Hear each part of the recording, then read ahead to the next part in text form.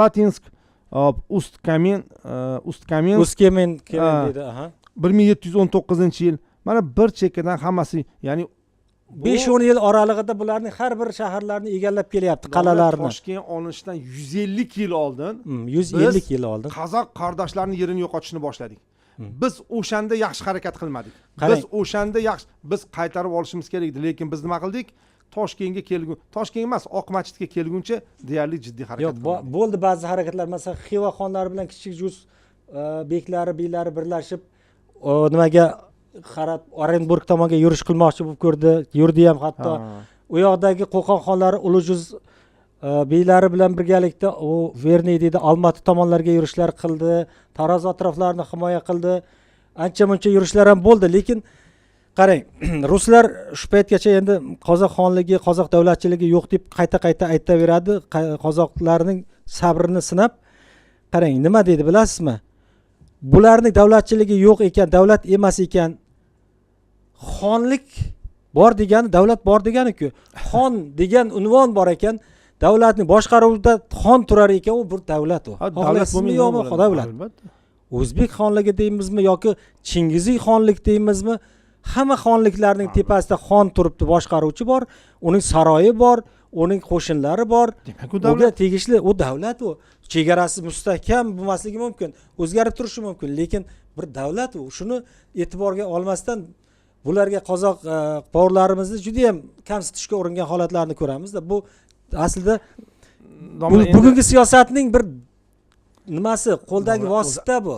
Aslida agar qurol qozoq qardoshlarimizda davlatchilik bo'lmasa, o'sha vaqtda Moskoviyalar kimdan qo'rqib yashadi? O'sha vaqtda o'rdadan qo'rqib yashamadimi?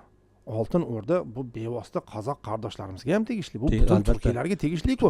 Oltin o'rda emasmi? Butun dashtlarning hukmdori bo'ldi. Juchining avlodlari emasmi? Butun o'sha dasht qipchoqning Volga bo'yi, Oral bo'yi nimalarda Polsha xavotir olib yashardi. Doim shu kelib qolmasin shular biz tomonga ham deb. Endi qanday qilib davlatchilik yo'q deb. Qarang, Oltin o'rdani davlat deb tan olar ekansan, qozoq xonliklarini ham davlat deb tan olishing kerak. Boshqa ilojing yo'q. Davlat bo'lanib ketmaydi. Shunday.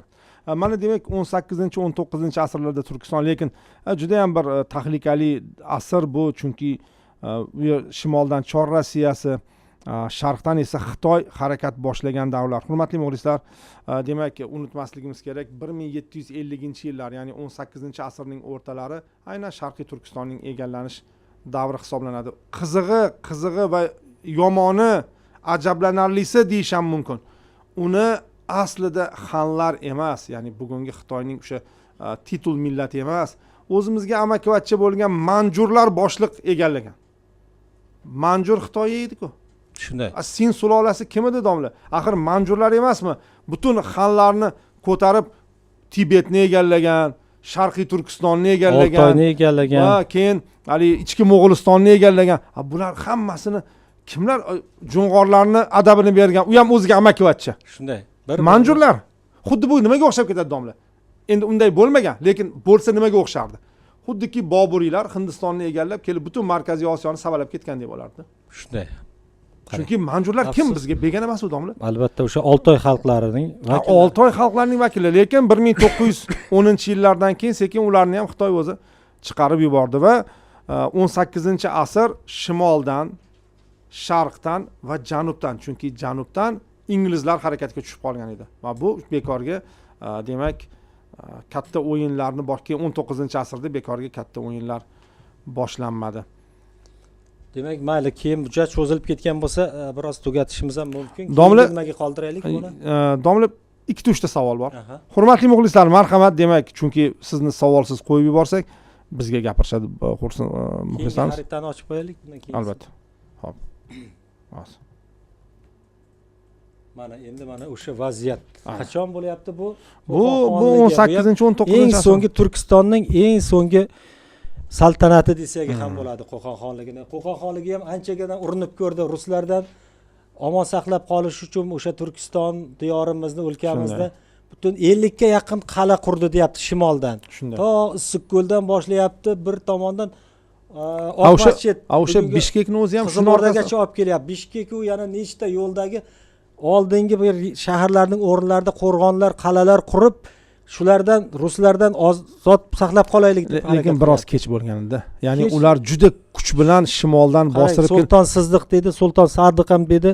O'sha biz qozoqxonlardan uni sodiq sulton, Ha. keyin qaytmas sulton degan nom ham qo'yib oldik bu shu odamga. kishining kelib ogohlantirib, ey Turkiston ellari birlashaylik, mana bizni olib qo'ydi. Qancha boshida qozoq xonlarini bular o'zlariga qandaydir protektorat qilib, vassal qilib, keyinchalik orada qilib ko'p yubordi. o'tmay bitta qoldirmay 3 ta sulolani ham xonlikni ham yo'q qilib tashlagani mana o'sha Qo'qon xonligini ham uli nima jo'z, qildi? o'rta jo'z Qo'qon xonligini ham xuddi shunday xuddi qildi. shunday yo'q qildi. Bosib olib turib, keyin 76-77-yillarda sekingina yo'q qilib qo'ya qoldi. Mana shunday bir vaziyatlar bo'ldi. Tarix birlashmasak, mana shunaqa holatga Birlashmasa tushamiz. holat shu.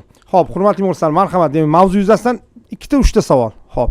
Domla, o'zbeklarning Qipchoq shevasida so'zlovchi qismi bilan qozoq va boshqa Qipchoq lahjali, masalan, qirg'iz xalqlar qanday bog'liqligi bor deb savol berishdi. Endi bu haqda avval ko'rsatuvlarimizda aytilgan. Bog'liq shunday bog'liqki, juda o'xshash so'zlarning o'ta ko'pligida. So'z boshidagi yeni j qilib so'zlashida.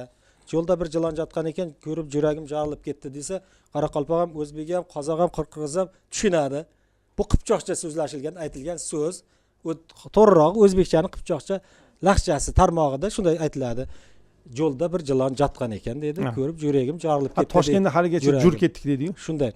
Yoki urug'larida o'xshashlik bor. Hammasida o'sha Qo'ng'irot urug'i bor, hammasida Nayman urug'i bor, hammasida shu o'xshash Qangli deydi. Shunday Nayman degan urug'lari bor. Bu ham birlashtiradi. Boshqa tomondan taomlarida, urf-odatlarida o'xshashlikka duch kelamiz. O'sha ko'pkarichi, kurashchi, bundayroq olganda dangal, qandaydir bir to'porroq odamlarni tushunamiz. Aslida Oddiy, sodda. bu birlik ramzi. Aslida bu birlik ramzi. Rahmat domla. Keyingi savol. Domla, men o'zim bilmaydigan narsani o'qiyman, chunki muxlis yozyaptilar. 550-yilda turk xoqoni Istemiy Temur Kapik tosh bitiklariga men turklarni ushbu tog', ya'ni Boysun atrofigacha ham tarqatdim deb yozganini. Aynan bu boyki nimagacha yetib keladi, ular Boysungacha yetib keladi. Faqat u yozilgan bitik tosh Mo'g'ulistonda O'rxun vodiysida bu 730-yillarda yozilgan. Unda o'sha Temir Qapiq deb o'sha To'xoristongacha, o'sha hozirgi Surxondaryo viloyatlarigacha ayrimlar aytayapti, bu Samarqand bilan Navoiy oralig'idagi Temir Qovuq degan joy bor hozir ham tog'da. O'sha Temir darvoza degan Temir qobuq o'sha bilan tenglashtiradi. Demak, istamida emas bu nima? Istamiylar davridagi faoliyat, kulteginlar davridagi faoliyatda o'sha Temir Qapiq tilga olinadi. Domla, sizga kattakon rahmat. Kelgusi ko'rsatuvlarda ko'rishgan salomat bo'ling. Hozir muxlislardan so'rov bo'lyaptiki, Ismoil Safiyev haqida ham ko'rsatuv qilinglar, axir u ham Turkiya emasmi degan savol. Albatta, juda to'g'ri, o'rinli savol. Biz xursand bo'lamiz mana shunday bir birlashtiruvchi nuqtalarga e'tibor bersak, chunki hurmatli muxlislar, juda ham ajoyib davr. U ham qarang, Shayboniylar, Boburiylar, Safaviylar, Usmoniylar dunyoni bir 4 turkiy boshqarayotgan edi. O'zaro urushib qolmagunicha.